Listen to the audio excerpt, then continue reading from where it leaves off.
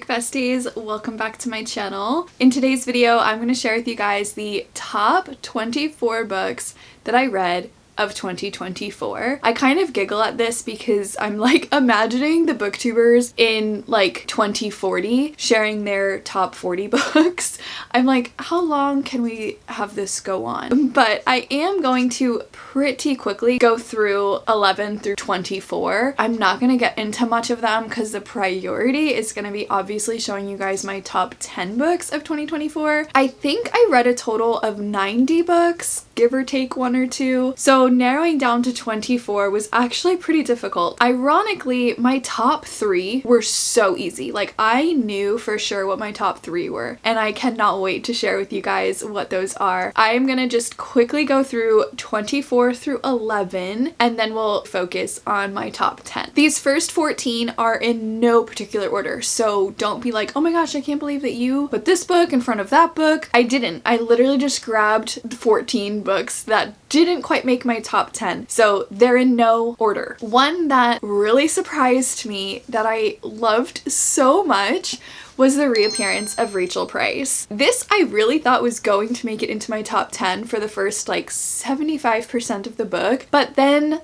as I always struggle with thrillers, they get to the end and they just go from, okay, this is sort of believable to like, really, this would never happen. And I think that that's where I sort of plummet a little bit with thrillers. I just wish they would keep them somewhat realistic, but nonetheless, this book was amazing. I really have enjoyed Holly Jackson's writing, and this is definitely my favorite so far from her. And then Lovely War. This is like a historical fiction with a little bit of like the gods of Aries, and I don't know. For me, all of that was irrelevant to the historical fiction plot, and the love story, which is what drew me in way more than the rest of it. I sobbed. It is a big book, but I was so gripped and so invested. It was easy to put this one in my top 24. One that I actually just finished that landed in the top is One Foggy Christmas.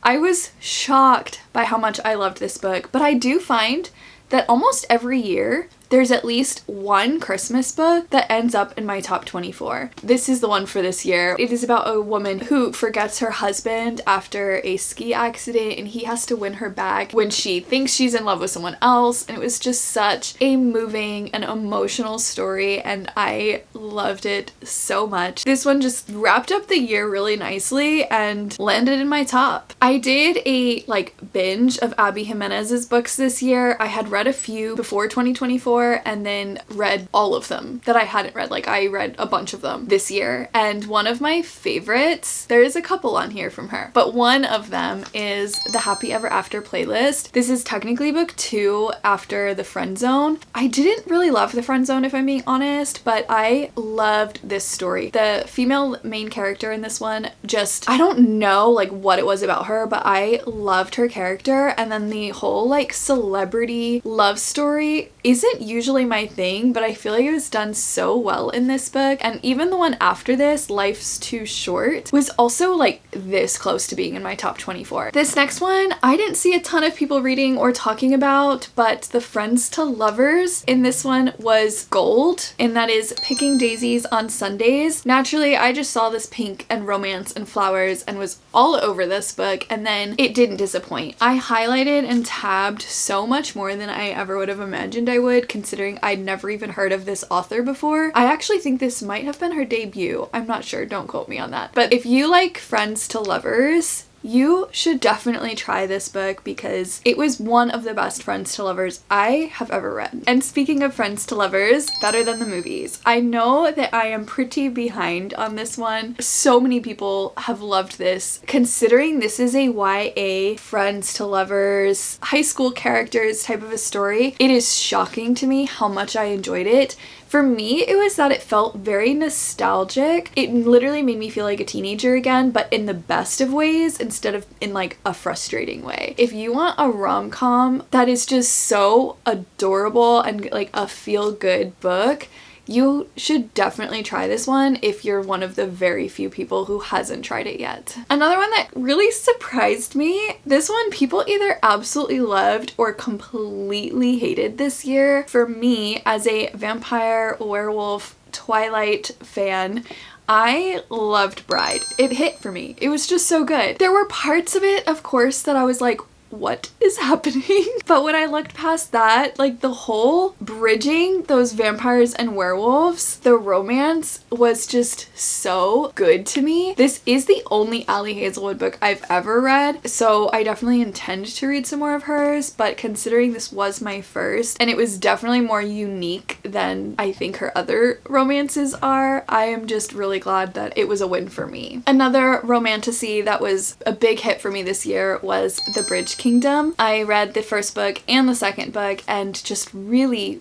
liked the uniqueness of this one, the setting of this one. I loved the sort of like back and forth because they're technically supposed to be enemies, but then they love each other and it's a forced marriage, and just so much like backstabbing and spying. I just was very gripped through both the first and second book in this series, so this was another one that was very easy for me to put on my top 24. And another romantasy, but more gothic vibes, was Belladonna. This is one that I never even planned to read. I read the synopsis and was like, that won't be for me. So when I finally did get convinced to read it by my friend and loved it, I was so thankful that I tried it, and it really did help me learn that we aren't always certain about the books that we're gonna love. So I'm so glad I tried this one. If you like that gothic vibes romantasy, or even if you think you don't, try this book because it actually was like extremely impressive. The next ones are technically two books, but they're in the same series, and so I'm just putting them together as one here.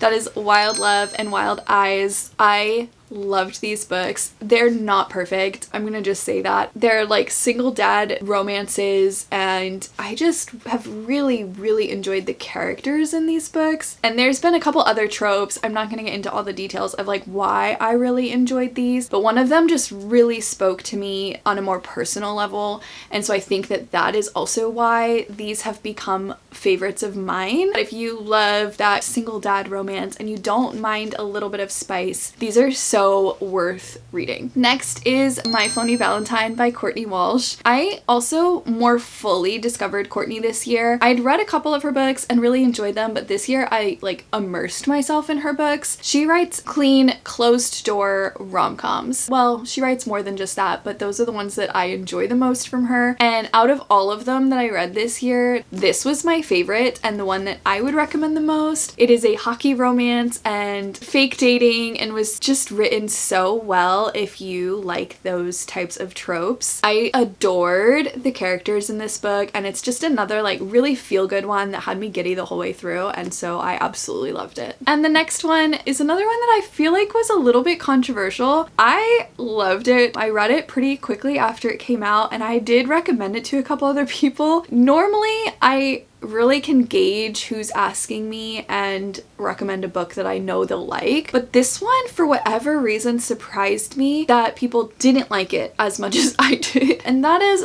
Girl Abroad by Elle Kennedy. I think for me the reason why this worked was, one, the timing that I read it. I was really in like a mood for a vacation, and this takes place abroad.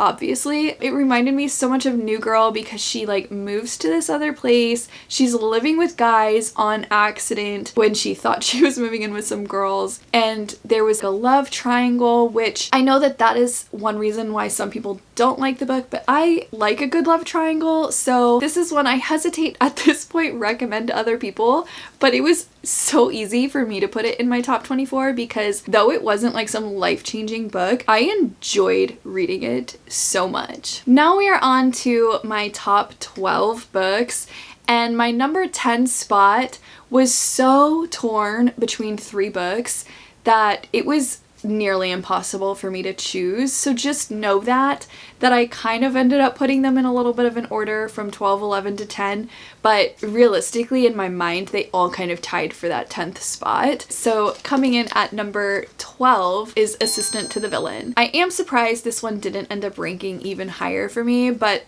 I mean, 12 out of almost 90 books really is saying a lot. I loved this book. It was one of the most fun books I've ever read. I giggled quite literally the whole way through. I think the only disappointment was it is like the most epic slow burn ever. Maybe that's why it's not ranked a little bit higher. However, I cannot wait to continue in this series. If you like a cozy fantasy that's going to make you laugh out loud, do not sleep on this book. Like, you need to go and read this book. And at number 11 is All Roads Lead Here by Mariana Zapata. This is the very first Mariana I've ever read, and I ended up reading one or two more after this one, but this one sits at top for me. It is very character driven, so if that's not your thing, do not run out and read this book because it's another epic slow burn. But for me, this one worked because of the characters that I was loving and their development that they were going through. Plus, it took place in Colorado, and if you've been on my channel long enough, you know that that's just one of my places that if a book is set there and it puts me back in Colorado, it just does something special for me, and so it's usually gonna be a hit. But if you do love a good setting with great character development and that slow burn, this is also a single dad story and like a girl trying to find herself. There's like music involved because she's a songwriter, and I loved that aspect of it, and the grumpy single dad, but she's like the sunshiny character. It just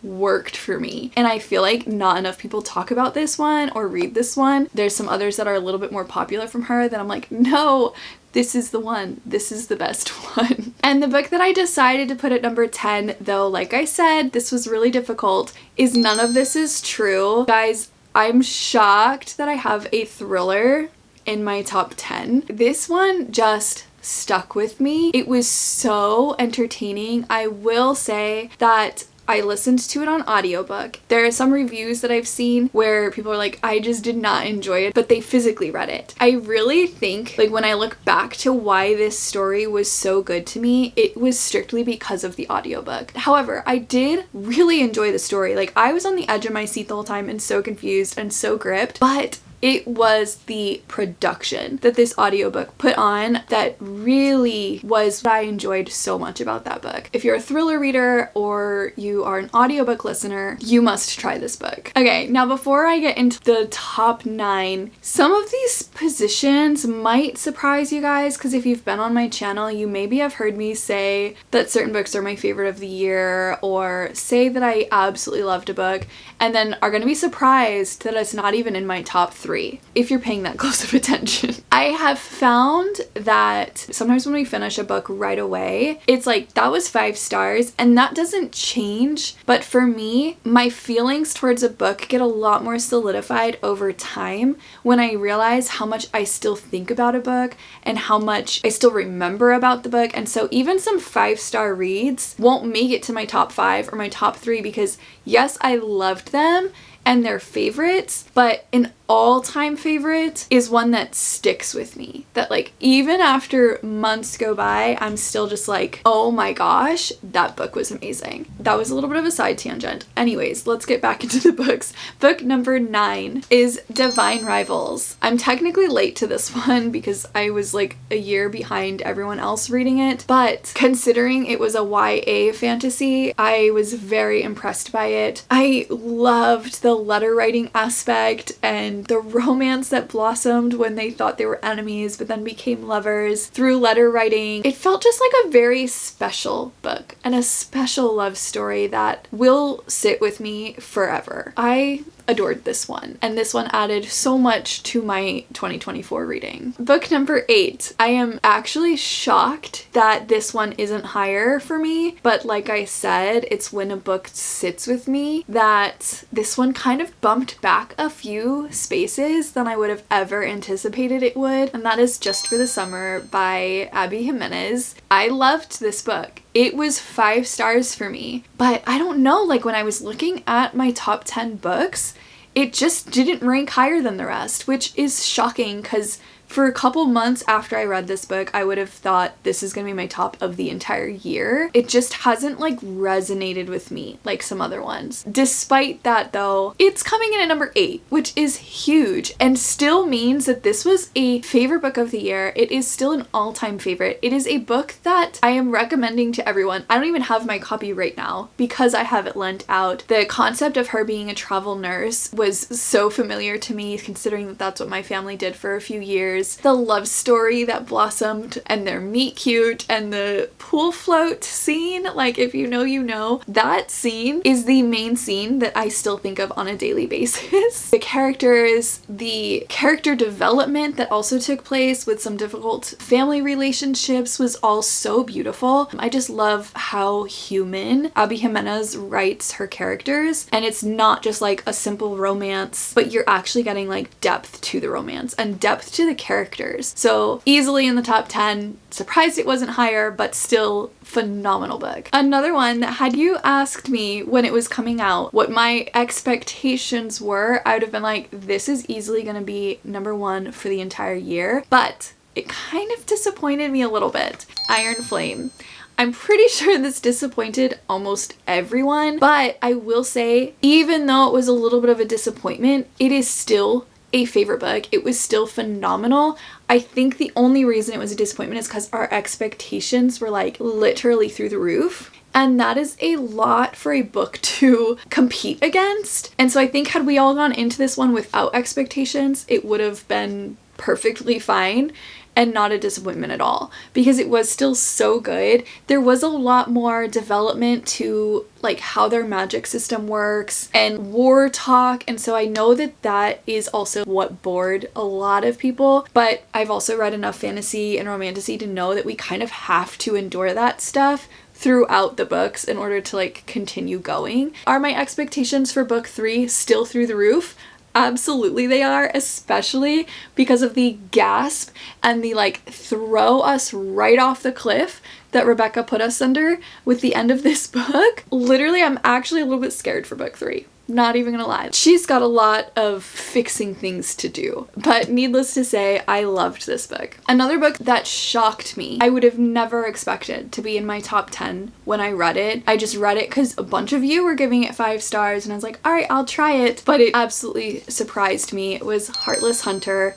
I laughed, I cried a lot. I'm still extremely mad about how this book ended, so I don't even want to talk about it much longer, but just kidding. I really, really loved this book. However, it did completely rip my heart in two and I'm bitter about it. But the fact that this book came in like higher than Ironflame and Just for the Summer is saying so much. It was amazing and I cannot wait to get my hands on book 2. If you don't know, this was a romantasy, sort of like hiding who she is. There was a little bit of a love triangle between brothers, which was so like edge of my seat for me. It was just a really, really good book and a fun time. Highly recommend this one. Easy to put on my top 10. And coming in at spot number 5 is The Women. This one was also very hard for me to place. All of these until my top 3 were literally just like, just put them in an order because they were so hard to place. But The Women was phenomenal. I truly think as you watch people's top 10, I would not be surprised if this is number 1 for like 75% of the population, and rightfully so. This is a phenomenal historical fiction. I felt part of the world. I felt part of the war and one of the girls in this friend group. It just was so good. It gave me every single feeling under the sun and made me mad, made me cry, made me happy. So if historical fiction is your thing, honestly, even if it's not,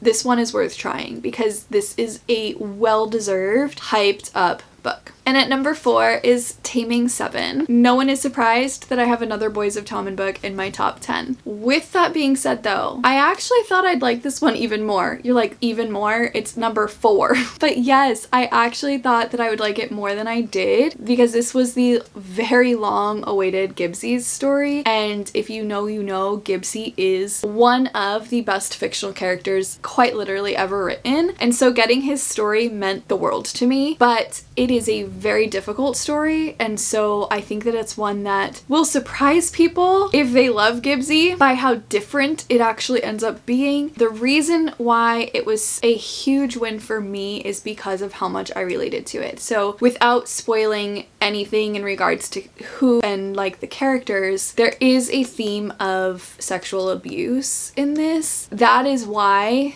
this book will stick with me for life. I mean, I tabbed so much. I've never read a fictional story that made me feel more seen, made me be like, oh my gosh, like you just put into words things that I have felt, things that I have tried to say but like didn't know how to say it, and that is why this is like so high up there for me. Yes, this story was way different than I expected, but it was a healing balm to me. For that alone, it will forever be a favorite book. Now, moving on to my top 3. These 3 were so easy to put in my top. Like, I immediately knew which books were gonna go here, and so that is saying a lot about these top 3 books. So coming in at number 3, again, this is 2 books, but it's one series, and I'm just gonna put it here. That is Spark of the Everflame series, and we've got Glow of the Everflame. There are 3 books out in the series right now, but I, this year, only read the first 2. This is a romantasy series. I don't even know how to explain it. All I can say is if you like romantasy, you have to read this series. It feels so unique. It is so enjoyable. I love the characters. I love the setting in this world. Luther, the male main character, worth the entire read. Just saying. Found powers, court systems, human versus magical people, just really delivers in so many ways, and I cannot recommend the series enough, and it was one of the easiest decisions to make this book in my top 3. And book number 2 is Into the Dark by Jessa Hastings. This is the 5th book in the Magnolia Park's Daisy Hades world. This is one of those that when I first finished, it was 5 stars. It wasn't everything I imagined it was going to be, but it was somehow more than I imagined it was going to be, and it has stuck with me, which is why it's easy to put this one at book number 2 for the year. I absolutely love this series. It is an all-time favorite series. I'm quite sure that any book that gets added into this world will be a top of the year every year that one of them comes out, but this one wrecked me in a whole new way, while also simultaneously like restoring and fixing and healing everything that had once gone wrong. It was a beautiful story. Again, just so human.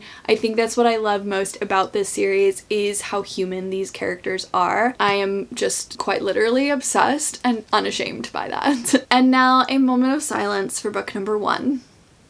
I recently read this book, and as soon as I was done, I knew without any doubt that this would be number 1 for the year. It is the only book that I read all year long that I give like 6, 10, 12, 100 stars to. I was just absolutely shocked by how much I loved this book, and that is Quicksilver. Oh my gosh, this book. I haven't had like a book hangover in a very long time. Even when I love a book, I'll move on to the next one and then start to forget about it. I can't forget about this book. I want to reread it. I want to watch the show. I want book 2 now. It was just so good. It felt so unique. I don't know that I have felt this way about a fantasy romantasy since I read ACOTAR and Throne of Glass. Romantasy is my favorite genre, and I love most of them that I read, but none of them give me quite that feeling. And it was like 50 pages into this one, I got that feeling.